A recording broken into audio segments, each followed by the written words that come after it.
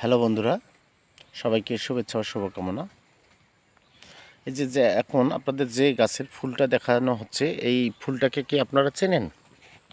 এই যে দেখুন, গাছটাকেও দেখুন।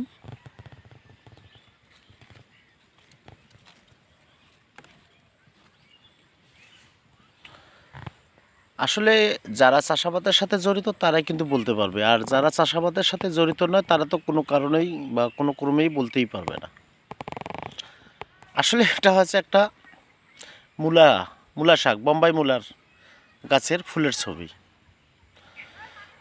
যারা কৃষক, যারা কৃষির সাথে জড়িত, তারা কি করে, এই যে মূলা শাক ফেলে, জমিতে মূলা শাক রোপণ করে বা ফেলে, সেখান থেকে যখন মূলা শাক হয় সেমন মূলা তারা ওখান থেকে তুলে মানে তরকারি রান্না করে খায়। আবার যখন মূলা শাকটা একটু বয়স হয়ে যায় তখন কিন্তু মূলা হয়ে যায়, সেই মূলাটাও আবার অনেকে ভাজা খায়, বিভিন্ন ধরনের তরকারি ওটা খায়।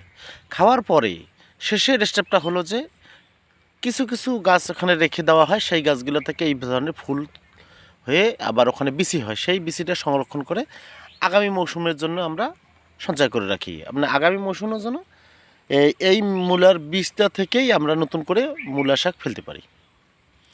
তা সেটাই হচ্ছে কিন্তু এটা আমাদের মূলা শাকের ফুল।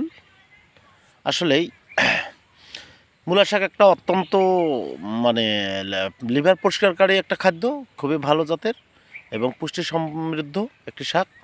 তা বন্ধুরা, আপনারা কারা কারা এই ধরনের মূলা শাকের মানে বীজ রাখার জন্য গাছ রেখেছেন একটু কমেন্টে জানাবেন।